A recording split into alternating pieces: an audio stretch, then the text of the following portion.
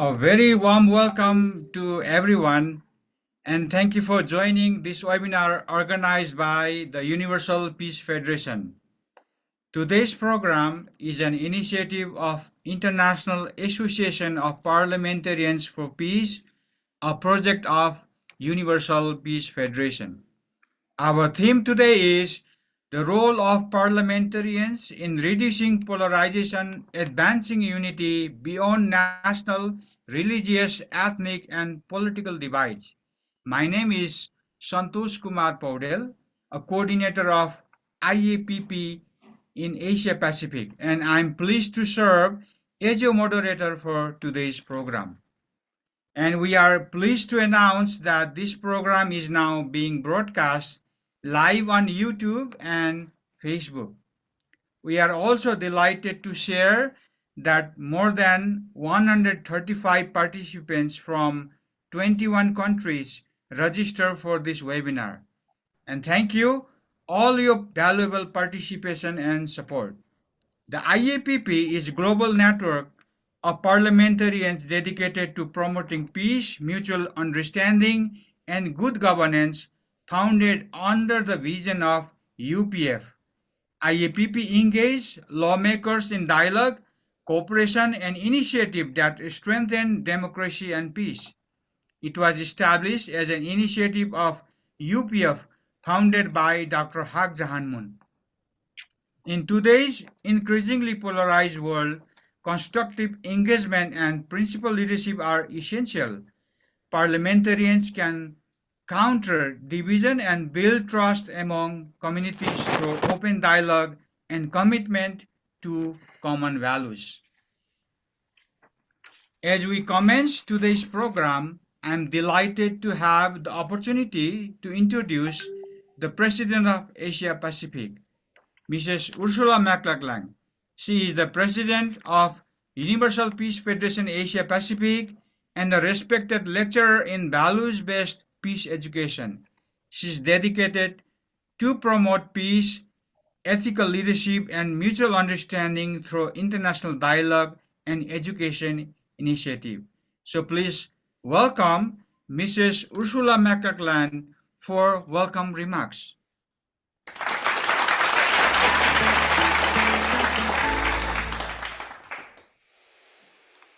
Honorable Dan Burton, Global Chairman, International Association of Parliamentarians for Peace, Honorable Sir Jacoba Taia Italeli, Speaker of the Parliament of Tuvalu, Honorable Dr. Dave Akbashar Fukano Laksono, Vice Chairman of Commission 1 in the House of Representatives of Indonesia, Honorable Sajid Premadasa, Leader of Opposition, and Members of Parliament Sri Lanka, Dr. Michael Jenkins, Global Coordinator, International Association of Parliamentarians for Peace, Mr. Larry Moffat, Secretary General, Universal Peace Federation North America, Mr. Santosh Kumar Paudel, Coordinator, IAPP Asia Pacific, distinguished parliamentarians, ambassadors for peace, and honored guests. Good morning, good afternoon, good evening. I'm deeply grateful that you have taken the time from your busy schedules to participate in this important webinar on the topic, the role of parliamentarians in reducing polarization, advancing unity beyond national, religious, ethnic, and political divides. For some of you, it is early morning, and for others late at night. However, the issue of the polarization in our societies is truly a global phenomenon, not just a problem in the Asia Pacific. The reasons for polarization might vary. It might be due to different political standpoints or could be religiously or racially motivated. In Asia, we have seen conflicts caused by the generation gap between young and old. Whatever the cause of the conflict, UPF aims at peaceful conflict resolution through dialogue, mutual understanding, and respect for the other party. We need to strive for a win-win solution where all sides feel heard and listened to, and their grievances are addressed. UPF and IAPP, in our role as peace-building organizations, we facilitate open dialogue and honest heart-to-heart communication as a first step to building trust and an environment where conflicting parties can come to an understanding and find a basis for constructive cooperation. I believe you will learn a lot from the experiences and thoughts of our distinguished speakers today. I look forward to an inspiring and stimulating program. Thank you very much.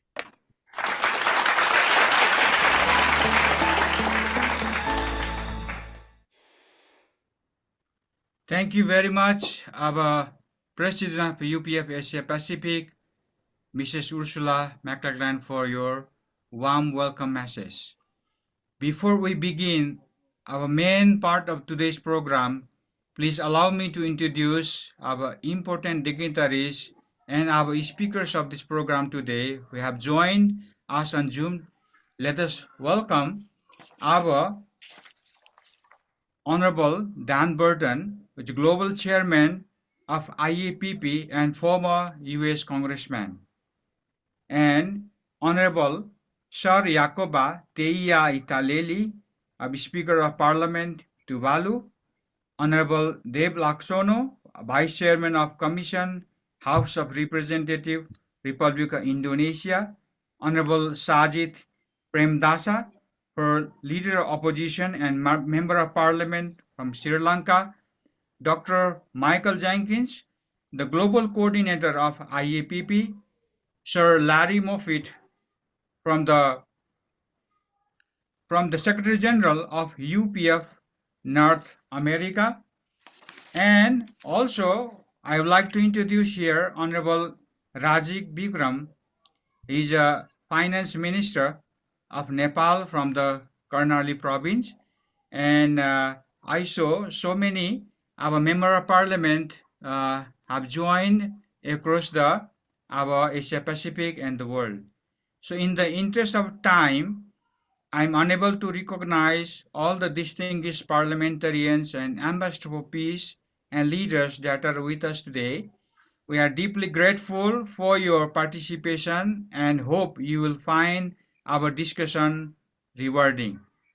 And then also, I'd like to announce we'll have a short question and answer session at the end of the program.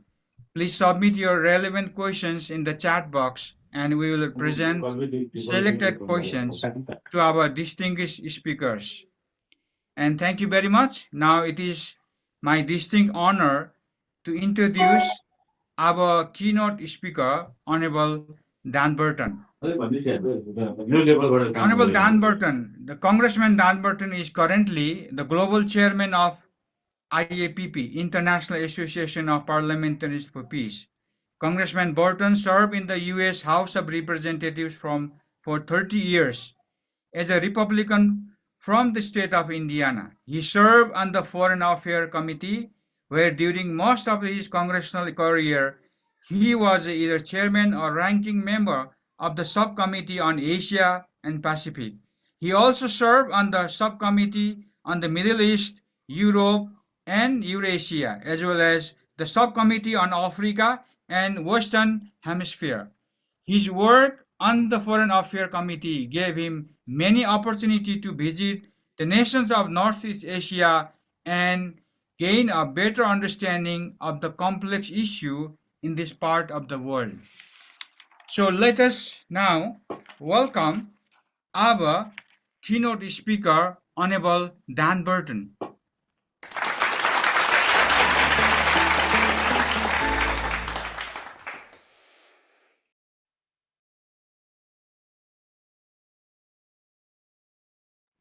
You are muted.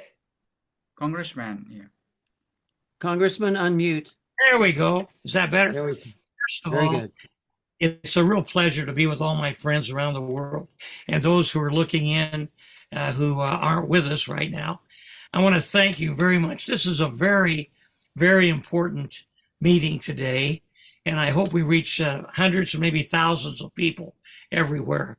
I want to start off by thanking Dr. Hak Jahan Moon and her husband for starting IAPP and the World Peace Federation, because they've done so much over the years to further the cause of peace. And if there's ever been a time when we need to have peace in this world, it's right now. You know, I served in Congress for a long time, and one thing I learned was that people everywhere desire peace, security, opportunity, dignity, and a future for their families. Today, however, the world faces growing and complex challenges. Territorial disputes continue to threaten stability. Religious and racial conflicts divide societies. Environmental degradation and climate change affect every nation in one way or another. Violent extremism, poverty, hunger, corruption, and the threat of nuclear proliferation is a real threat, and it reminds us how very important what we're talking about today is, because we have to talk about ways to solve these problems so we don't involve ourselves in another conflict. Wars don't solve anything. They just make things worse. And what we need to do is we need to solve these things by sitting down, talking to each other throughout the world, and working our problems out without having a conflict. That's the reason that this organization and my colleagues and I are a part of today. The International Association of Parliamentarians for Peace and the World Peace Federation is extremely important, because parliamentarians around the world represent constituents, people that they can talk to, that elect them, that work with them.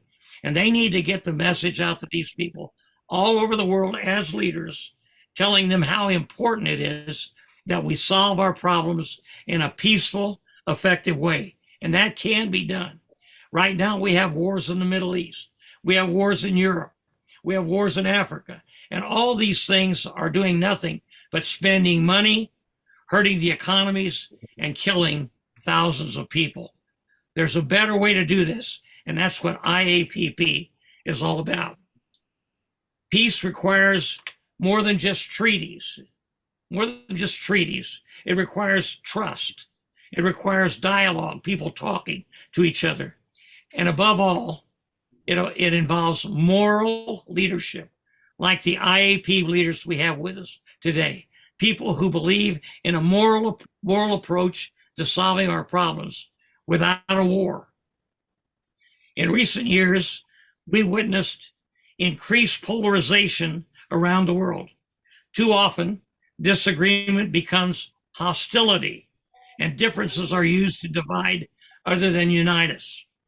History teaches that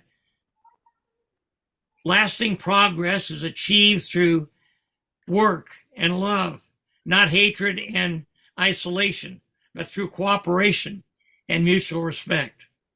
We must reject the idea that peace is weakness. A lot of people around the world who are totalitarians believe that peace shows weakness. What we need to do is show that peace shows strength, that by talking to each other and working out our problems without a conflict, we're really showing very strong leadership, the kind of leadership that will solve our problems without conflict. We must reject the idea that peace is weakness. Peace requires strength, it requires courage, and it requires wisdom, a lot of wisdom. Addressing these issues requires not only laws and enforcement, but it involves ethical leadership like the leaders we have with us today, and a commitment to universal values. The strength of IAPP lies in the vision that people of different nations, different races, religions, and political perspectives can work together for the common good. Regardless of your background, we can work together. Regardless of your religious beliefs, we can work together for the common good. That vision is needed now more than ever. The future will depend on leaders like those who are going to be speaking today and those leaders who are watching today. You folks who are watching, these folks who are going to be talking today, they're the people that can help put this together so that we start working at achieving world peace. I don't want to see any more wars in the Middle East. I don't want to see any more wars in Egypt. In Europe. I don't want to see any more wars in Africa, where a lot of people are being killed even today over religious differences. We need to talk together, sit down together, work together, and morally solve these problems without conflict. The future will depend on people like you, my colleagues today, who want to build bridges instead of barriers, who choose dialogue instead of division, and who place humanity above politics. Politics is not as important as humanity. Sure, we have to have politics, but we have to love our fellow man, love our fellow women, and have humanity to work these problems out. The future will depend on people like our speakers today, and like the people who are watching today around the world, who want to build bridges instead of barriers, who choose dialogue instead of division, and who place humanity, as I said before, above politics. You and I, who are working together in IAPP, can create a world where future generations inherit not greater conflict, but greater hope. The young people today who are growing up, we need to let them know that peace can be achieved, that there can be hope in the world without conflict. A world where peace is built not merely through power, but through cooperation, justice, and shared values. I want to thank all of you today who are on the panel, all of you who are watching and listening. I want to thank you so much for your cooperation and your future cooperation to bring about a world of love, peace, and prosperity, and it can happen. And all I want to say is thank you very much for being with all of you. God bless each and every one of you, and I look forward to our conference today. Thank you very much.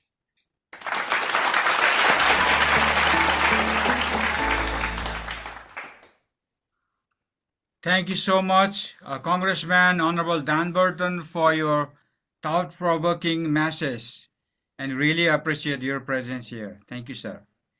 So now, before we hear from our Dr. Michael Jenkins, I'd like to recognize our few dignitaries who are in Zoom today. Please allow me to also introduce Honorable Sujata Koirala, the former Deputy Prime Minister of Nepal and former Foreign Minister, as well as we have many Members of Parliament joining. So my pleasure to really introduce Honorable Hari Upreti, former Defense Minister, Honorable Kunti Kumari Sahi, Member of Parliament, Honorable Tara Lama Tamang, Member of Parliament, and Honorable Kamala Vishwakarma, the Honorable Member of Parliament, and as well as we have a Finance Minister, Honorable Rajiv Bikram Saha. Thank you, sir, and thank you, ma'am, for joining all of us today. So now we'll hear the remarks from Dr. Michael Jenkins. Dr. Michael Jenkins is a global coordinator of IAPP as well as the North American Regional President of Universal Peace Federation, as an NGO that serves in the general consultative status to the United Nations Economic and Social Council. He is also chairman of the Washington Times, holding the LLC that owns the Washington Times newspaper. In addition, He is a president of the Washington Times Foundation, the non-profit charitable organization affiliated with the Washington Times. He has led numerous fact-finding trips for congressional and policy leaders to the pivotal flashpoint areas of Northeast Asia and the Middle East to engage the educational policy discussion with current and former head of the state, parliamentarians, military leaders, and policymakers. So let us welcome Dr. Michael Jenkins.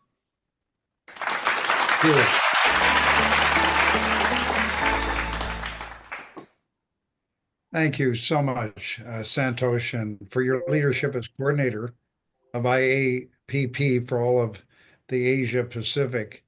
Thank you to our global chairman, Congressman Dan Burton, and to his wife, Dr. Samia Burton, who is a medical doctor, and they work so closely with us and with Dr. Han and the Work for Peace. He's been the IAPP global chair since January of 2016 when IAPP was first founded. And just thank you, Dan, for your leadership and your courage also.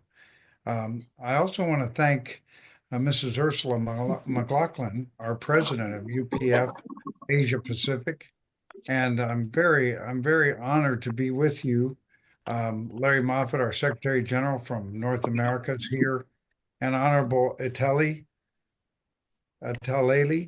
and from Tuvalu, Speaker, and also Honorable Dave Laksono, Vice Chairman of Commission, House of Representatives, Republic of Indonesia, and Honorable Sejith Pramadasa, the Leader of Opposition from and a Member of Parliament from Sri Lanka. We've been very honored to host President Sirisena at the Washington Times, and we had great experiences there. I want to thank everybody who's come for IAPP. They're a tremendous move of the parliamentarians throughout Asia, and I can see how we work together. We just had our meeting with Europe last week, and we had our meeting with South America and Central America. And we also have had our meetings with the Middle East. It's quite amazing when you think that the members of parliament all over Africa, we have 33 nations in Africa, and it's just amazing the number of parliaments who have created offices in their parliament for IAPP. A number of African parliaments have created a permanent office for IAPP in the Parliament building. And I'm so grateful for the leadership here. It's the largest population in the world, the most important area for the future of peace and prosperity for the world is Asia. And we're happy also to see the trip of President Trump to China and also the good communication with President Xi Jinping. We really believe that dialogue, as Congressman Burton was saying, is critically important because if dialogue and communication doesn't go forward, then we can get to a conflict that can lead to war. The parliamentarians are also the people who really have formed the strongest aspect of all of our associations. We have the ISCP, which is the International Islamic Council for Peace, which is heads of state, former and current heads of state. We got IAPD, which is faith leaders, IAED, which is economic development for business leaders. We got the Culture and Arts Association, as well as the IASC, the International Association of Scholars or Academicians for Peace.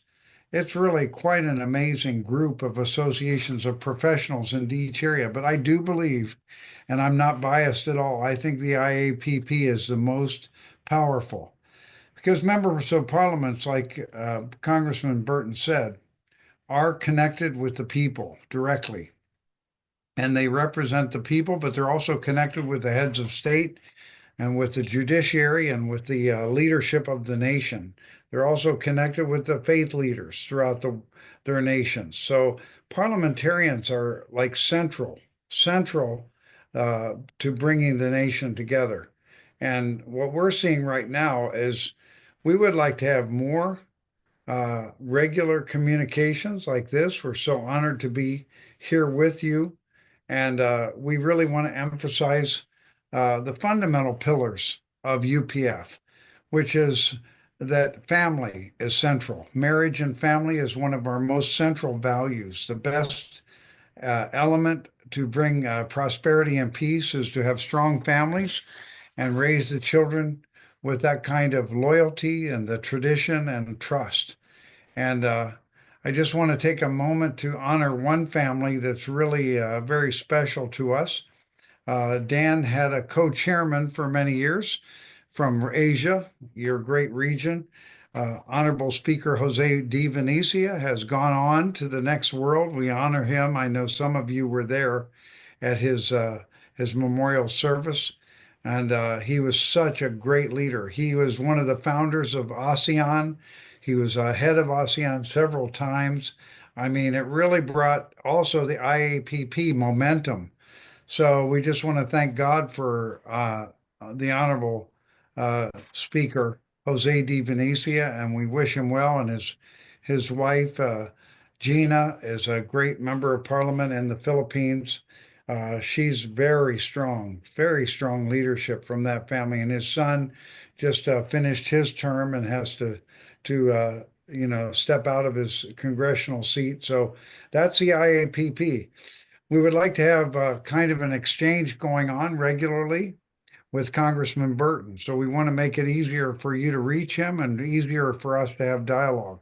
Because the U.S. Congress should serve the world. We do believe in the IAPP, and from our founders, Father and Mother Moon, we believe that America has a role to serve, not to do anything but be a central place where all races, all peoples, all nations can come together.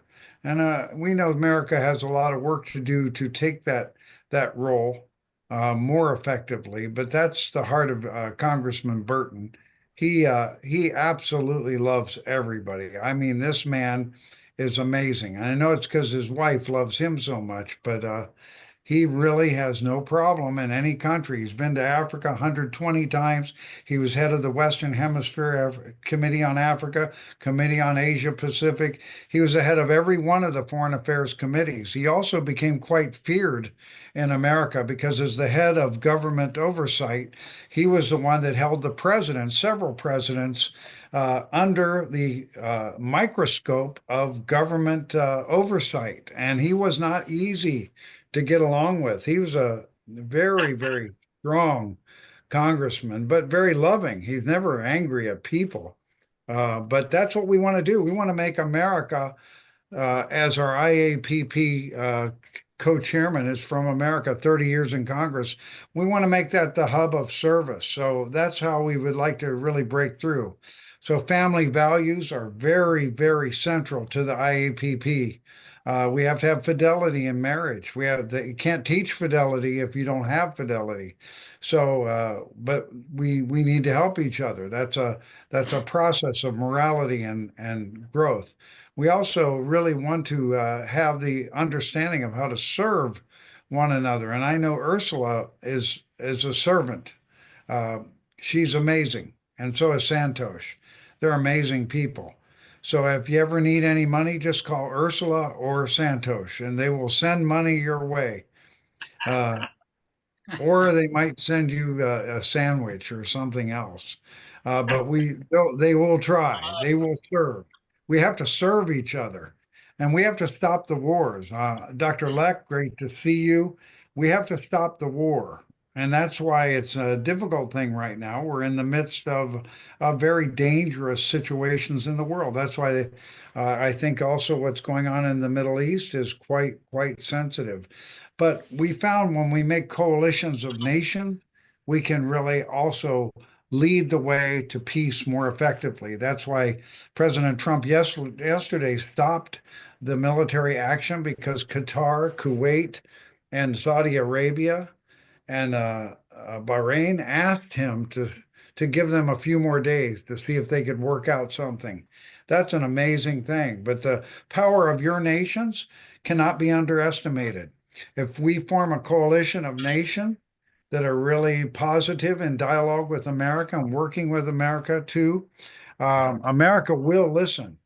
If we're just one nation trying to get other nations to listen, you can do that too sometimes with your great leadership. But a lot of times it doesn't work so easily. So we need that coalition of nations. That's why IAPP can make that more effectively than even the heads of state. The heads of state have a different role, a very, very central role. So finally, Dan and I have been to Cambodia several times for IAPP and many of the Asian nations. We're just so honored to be with you.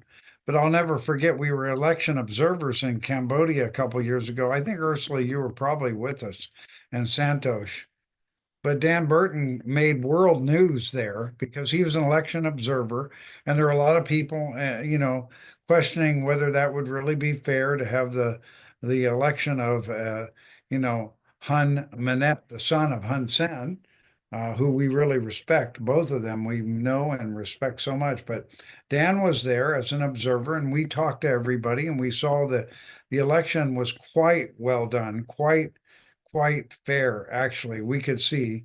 And we had about 20 observers. We had also the president of the parliament of the Senate of Pakistan was with us, former prime minister.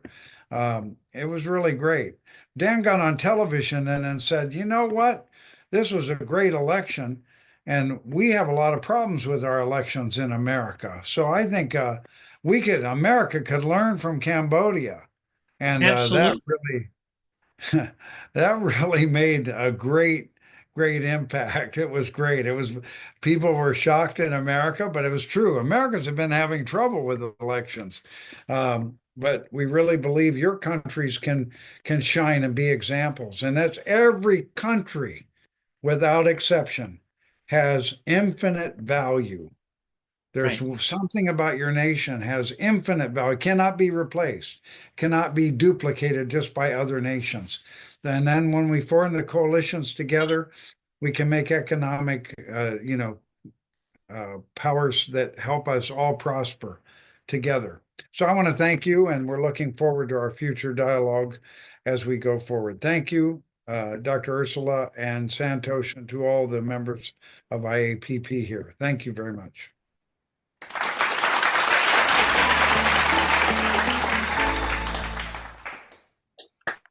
Thank you so much, Dr. Michael Jenkins, for your very encouraging and inspiring word. So, moving forward, I would like to introduce our few dignitaries who are in Zoom today. Former Member of Parliament, Honorable Sunita Baral, and Honorable Deepak Prasad Kuikel, and Honorable Krishna Bhakta Pokhrel, and Ministry of Secretary, Mr. Dhurba Prasad Paudel, and also Mrs. Sunita Guru. So now next, it is my honor to invite here the Secretary General of UPF North America, Mr. Larry Moffitt. Mr. Larry Moffitt is the North American Regional Secretary General of Universal Peace Federation and Executive Director of Washington Times Foundation. Previously, he served as a Vice President of International Operations for United Press International and Vice President of Editorial Operations for the Spanish language. Tiempos del Mundo newspaper published in 17 cities of the Americas. He led fact-finding trips to the former Soviet Union during the 1980s at the height of the Cold War. He also took groups of the journalists and Korea export to North Korea twice. He was a weekly columnist for the Washington Times. So please help me to welcome Mr. Larry Moffitt.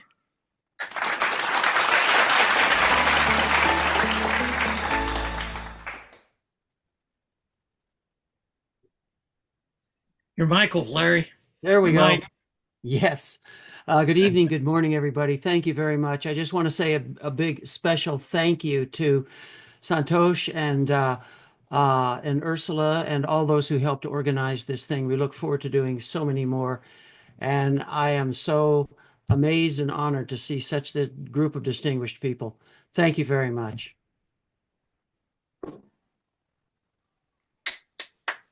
Is that all you're going to say, Thank you. Larry? That's it. Short and sweet.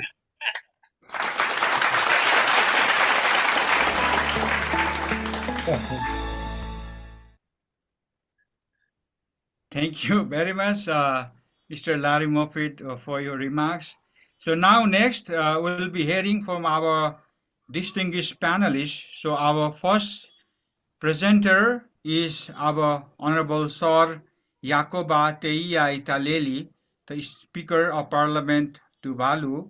Sir Jacoba Teia Italeli is a prominent Tuvaluan statesman and legal professional who currently serves as a Speaker of Parliament of Tuvalu.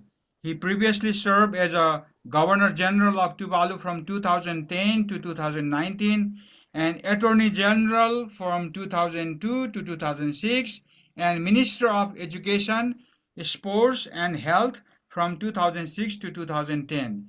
He has also served as a Member of Parliament representing the Nui constituency. So let's welcome our Sir Honorable Jacoba Teia Italeli.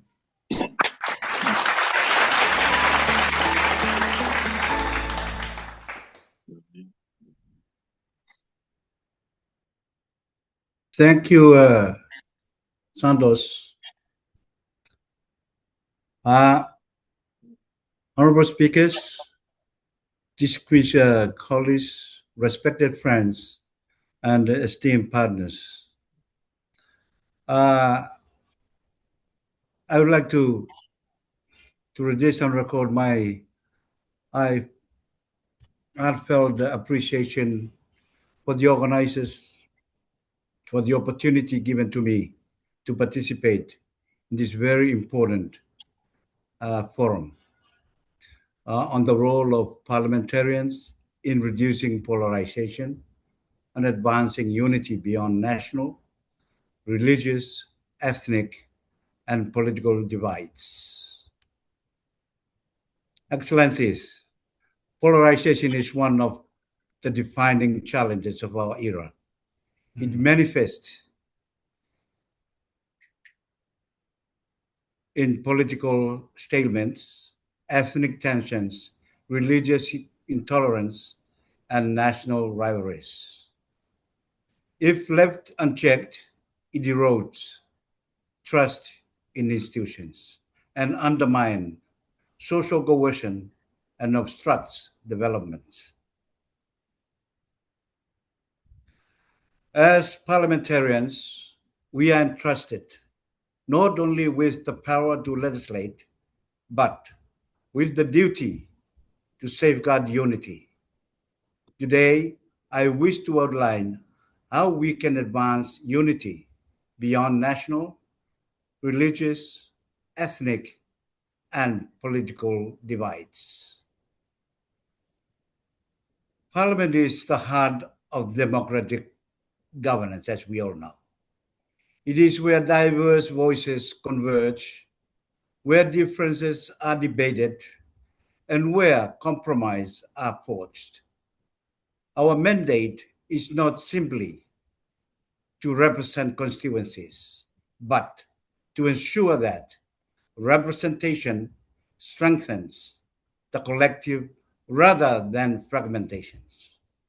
The legitimacy of Parliament rests on its ability to embody inclusivity, fairness, and respect for diversity. We have to understand the roots of polarization. And polarization does not arise in a vacuum. It is often fueled by economic inequality that pits communities against one another, identity politics that manifest differences rather than commonalities, disinformation and divisive rhetoric which are always amplified by media and technology. Historical grievances that remains unsolved. As parliamentarians, we must recognize these root causes and address them through policy, dialogue, and reconciliations. What are legislative tools to reduce polarization in our respective countries? As as parliamentarians, we possess powerful instruments to counter division, such as inclusive legislation. Laws must protect minority rights, promote gender equality, and ensure equitable access to resources. Oversight and accountability. By holding governments accountable, we prevent corruption and favoritism that breed resentment. Budgetary fairness. The allocation of resources equitably across regions and communities will reduce perception of neglect. Education and civic awareness is supporting curriculum that emphasizes tolerance, history of coexistence, and democratic values. What are international and regional frameworks that will strengthen our commitments? I was looking at the Universal Declaration of Human Rights, which reminds us that dignity belongs to all, regardless of identity. The Sustainable Development Goals, SDGs, emphasize reducing inequalities and promoting peaceful, inclusive societies.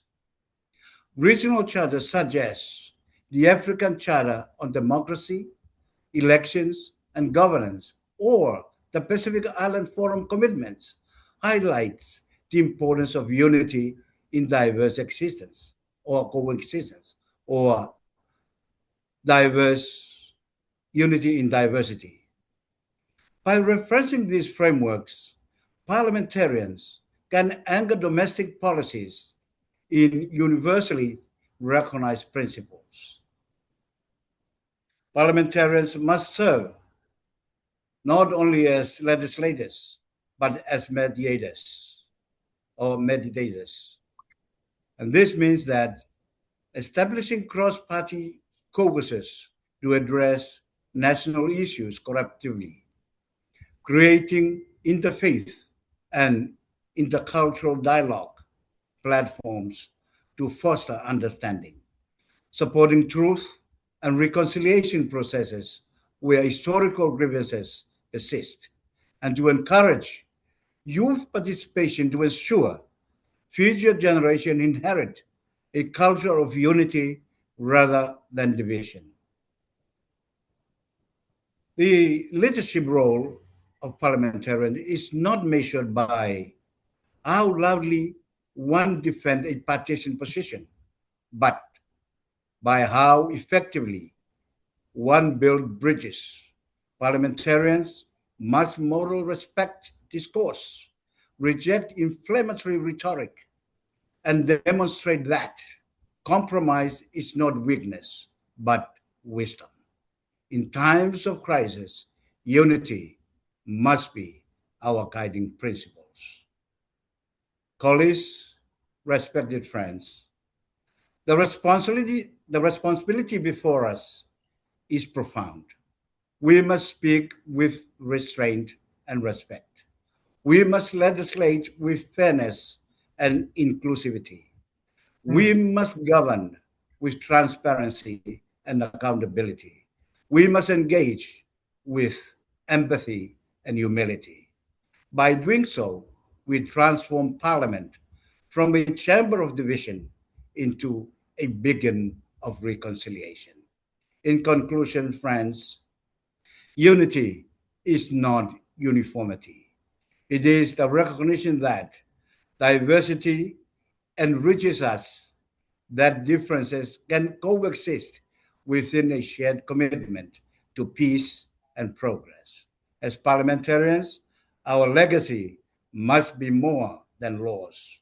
It must be the preservation of trust, solidarity, and hope.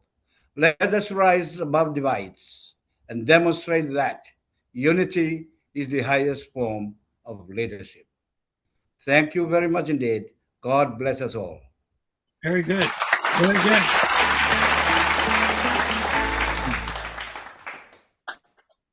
Thank you so much, our Sir Jacoba Teia Italeli, for your wonderful remarks and very inspiring message. Our next speaker is Honorable Deb Laksono, Vice Chairman of Commission 1, House of Representatives of Republic of Indonesia. Honorable Deb Akbar Saha Fikarno Loksano is an Indonesian politician and member of the House of Representatives of the Republic of Indonesia. He currently serves as a Vice Chairman of Commission 1, which oversees defense, foreign affairs, communication and intelligence matters. A member of Golkar Party, he has been active in parliamentary affairs and national policy discussion, particularly on security, diplomacy, and international cooperation. So now, please help me to welcome Honorable Deb Laksono.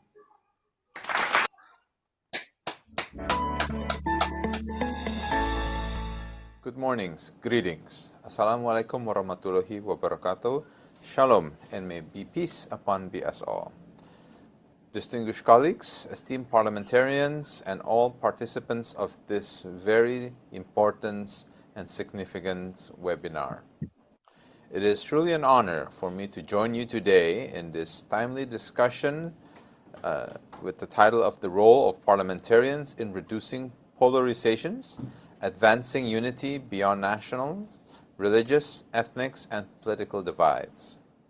I would like to extend my highest appreciations to the Universal Peace Federations and the International Associations of Parliamentarians for Peace to convene such a meaningful platform. We gathered today in a moment where many societies across the world are facing increasing fragmentations. Differences, whether political, religious, or cultural, are often amplified, sometimes at the expense of social cohesion. In such an environment, the responsibility of parliamentarians becomes even more critical. As representatives of the people, parliamentarians are entrusted not only with legislating policies, but also with nurturing unity.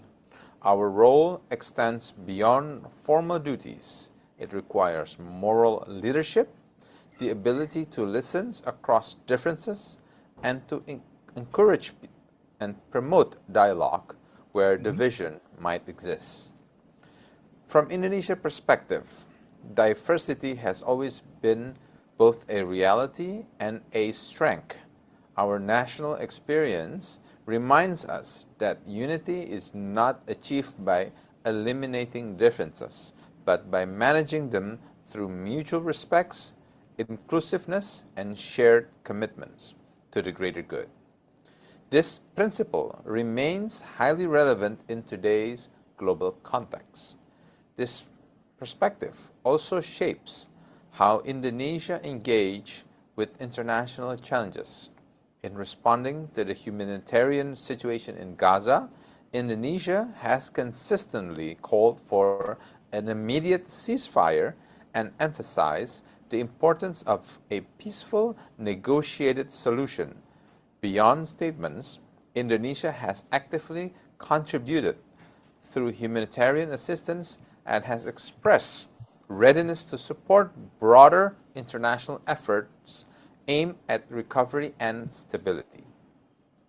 These steps reflect a belief that peace requires both political will and tangible support for the affected communities.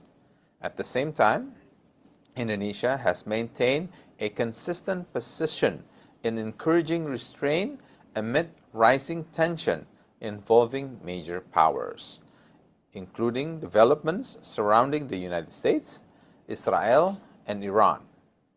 Rather than taking sides, Indonesia has emphasized the importance of dialogue, de-escalations, and adherence to international law. This approach underscores the idea that sustainable peace cannot be achieved through confrontation, but can be attained through communications and mutual understanding. In addressing polarization, parliamentarians can play a constructive role in several ways.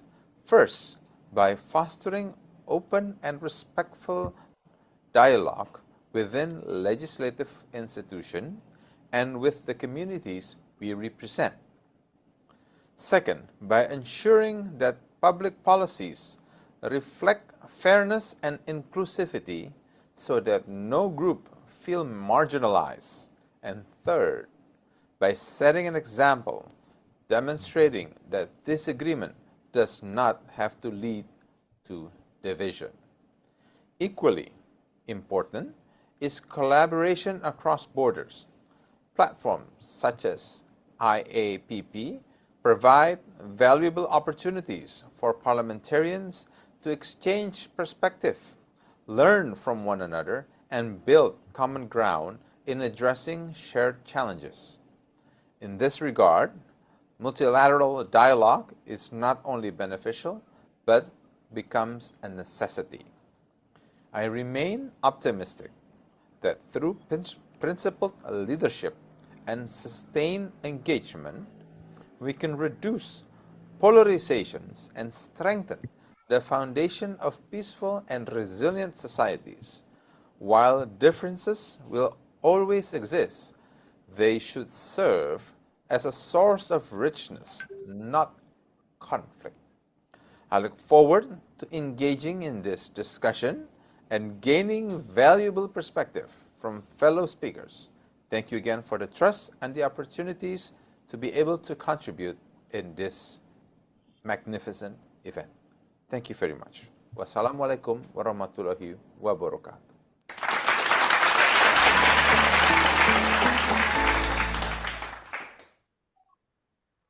Thank you so much, Honorable Deb Laksono, for your very thoughtful contribution. And then now, we really appreciate all the speakers for today's your really the presence and also your all the contribution. So now I will go to the question and answer session. So I will read. I have collected the questions from our participants. So first, I will this question deliver here, and for this honorable Congressman Dan Burton. The question is here: in an era where democratic institutions are increasingly challenged by ideological extremism, disinformation, and geopolitical competition, how can parliamentarians institutionalize bipartisan or multi-party mechanism that safeguard national cohesion while still protecting democratic dissent and freedom of expression? Well, that's a very difficult question. I think that's why the International Association of Parliamentarians is so important, because if we run into a logjam like that, parliamentarians in that area, in the surrounding countries, can contact their counterparts and say, this is a logjam that has to be broken. We have to work out our differences. We have to work out a way to communicate, because communication and dialogue is the best way to solve these problems. There's no question, in every country you're going to have some hardheads who won't listen to anybody. And that's why it's very important that the International Association of Parliamentarians use their presence, use their friends in that country to communicate with the person who is a problem and say, we have to work together, otherwise the problems will get worse. And if we do that, I think we won't be able to solve all the problems, but we'll solve a lot of them.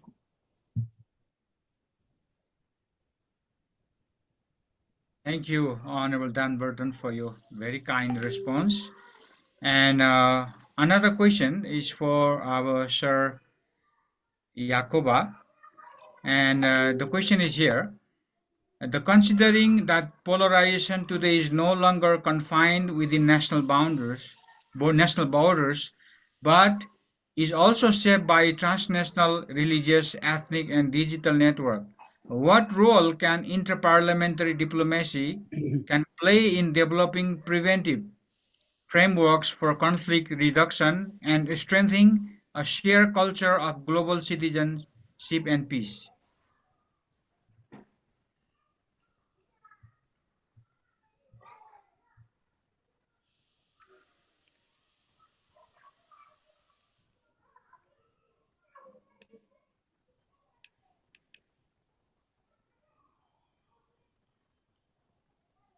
I'm not sure he heard the question. Did he? Sorry, Can you hear Yakoba. me? Yes, now. Okay. Okay. As I alluded to in my presentation, it's best to establish cross-party caucuses to address national issues collaboratively and creating a interfaith and intercultural dialogue, a platform where to foster the understanding. I totally agree with the global chairman that it's only through dialogue so that we can establish our understanding of the differences and to live in peace. I think those are the things that we have to look at it and to establish also and to encourage youth participation. And also in schools, we have to develop curriculums where we can educate our children to make peace and not confrontation.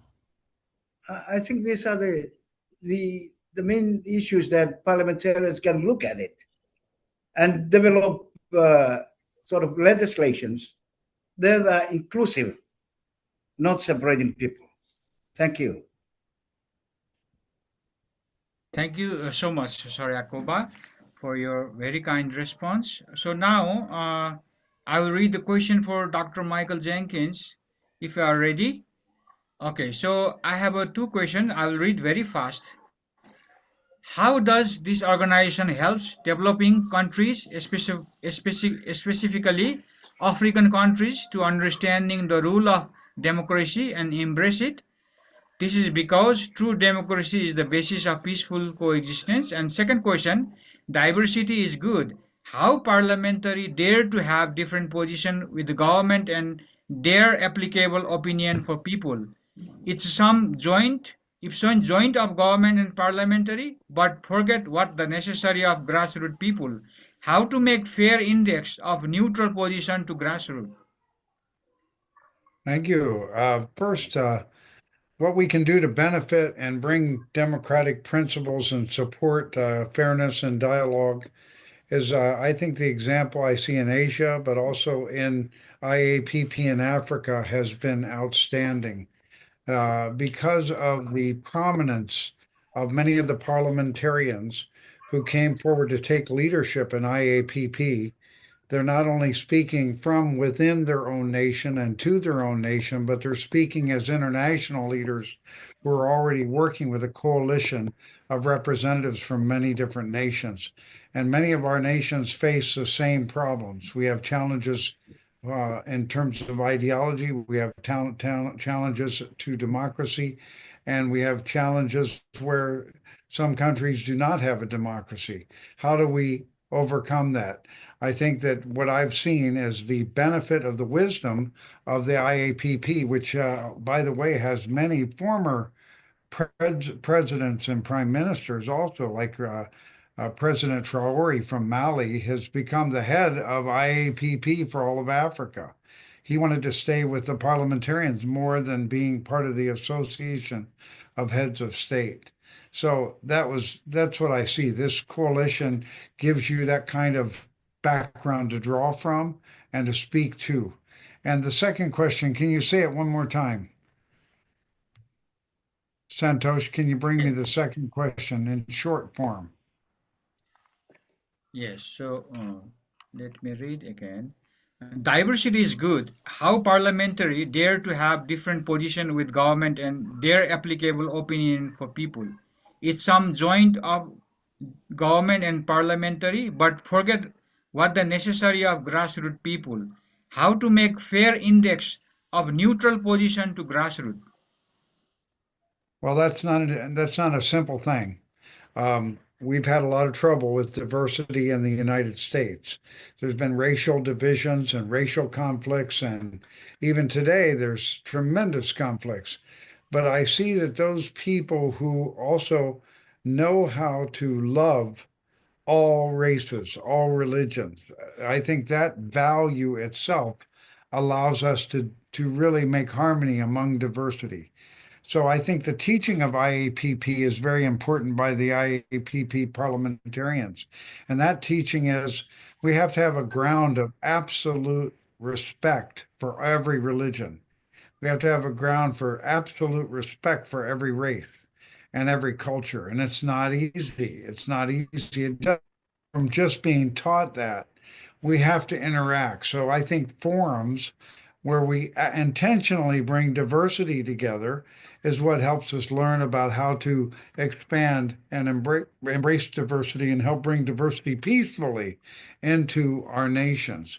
So that's what happened at the World Summits of UPF over and over again. We're going to have more at the end of this year. World Summits have been incredibly effective at bringing 150 nations together, every religion, every diversity possible.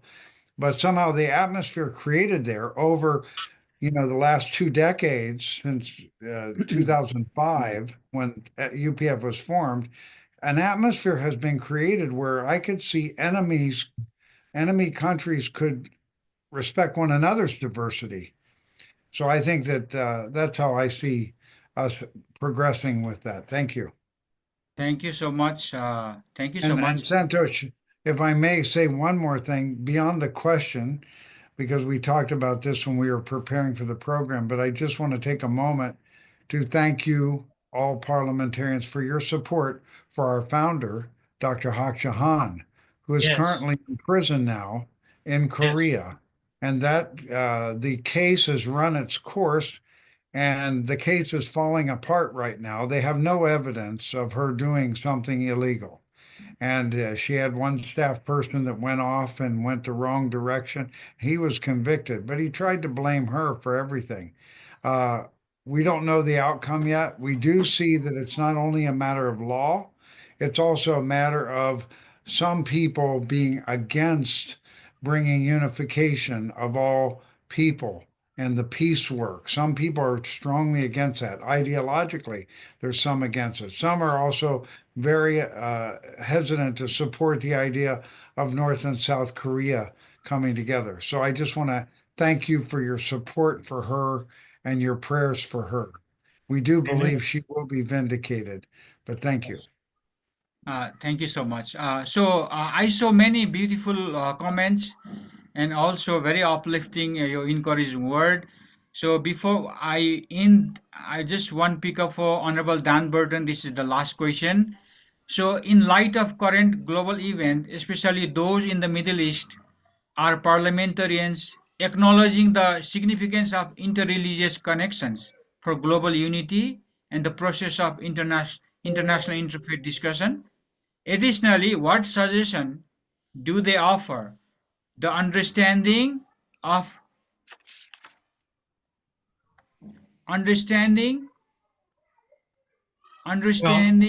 sorry, in the yeah. context of strengthening democratic governance and social solidarity, how can state effectively balance the safeguarding freedom of expression with addressing divisive political rhetoric? They're asking about Middle East, especially the situation in Israel and also the Iran. Mm.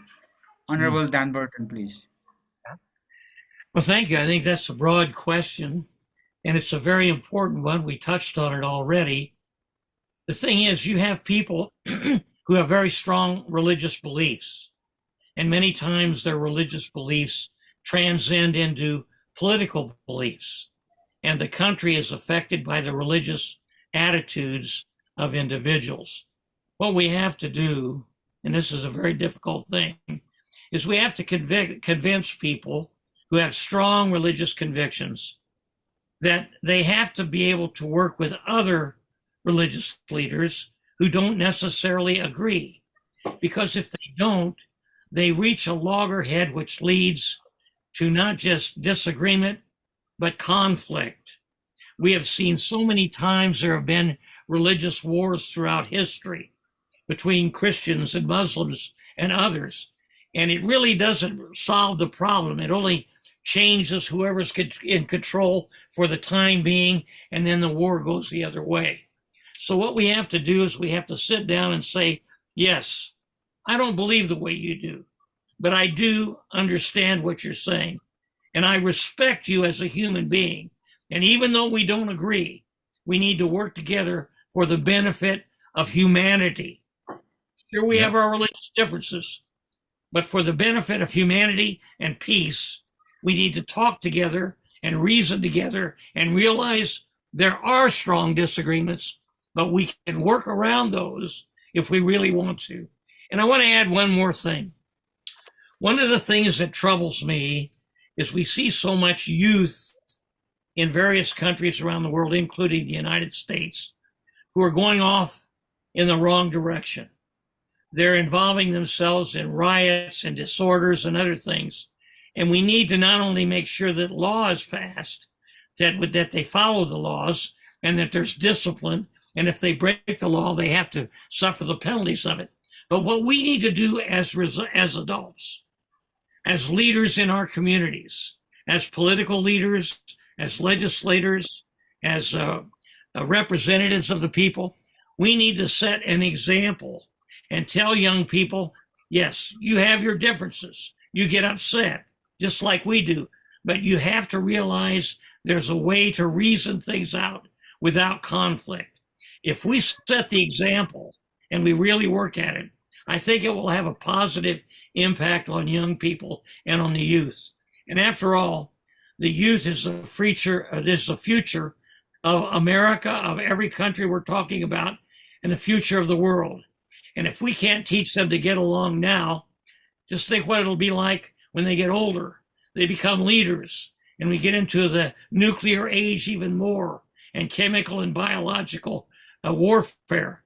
We need to get them to understand we have to work our differences out through dialogue and understanding, even though we do have strong differences. Otherwise, the future won't be very great. So it's up to us as leaders and adults to set a very strong example for the young people coming up. Thank you so much, Honorable Dan Burton, for your really investment and such a great answer response. And now I would like to end here our question and answer session. So thank you everyone for your very robust and enjoyable question and answer discussion, open discussion. So now in closing, I would like to thank all our speakers for your very wise and informative presentation and for everyone's comment and also your questions. A big thank you for our participants for your deeply appreciated interest and support, and also to our technical team and all the staff who made this our webinar very possible. So now, before we part, we'll have our commemorative photo for the record. Please, everyone, turn on your video and give us your beautiful smile. Okay, everybody on? Come on, Larry, smile.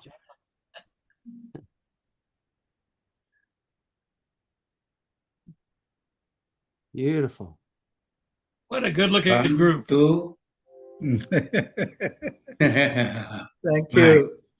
There you go. Thank you all so very much. Thank you all so very much. Thank you. Thank you again, and please Okay, have very also, enjoyable rest of the day. we are Thank designing. you, Your time zone. God everybody. bless you, your family, Yeah, and see you fellow again. colleagues. Thank Thank you. Thank you all. Thank you, Ursula. Yeah, thank you. Thank you, organizers. Thank you, Thank Edward. you.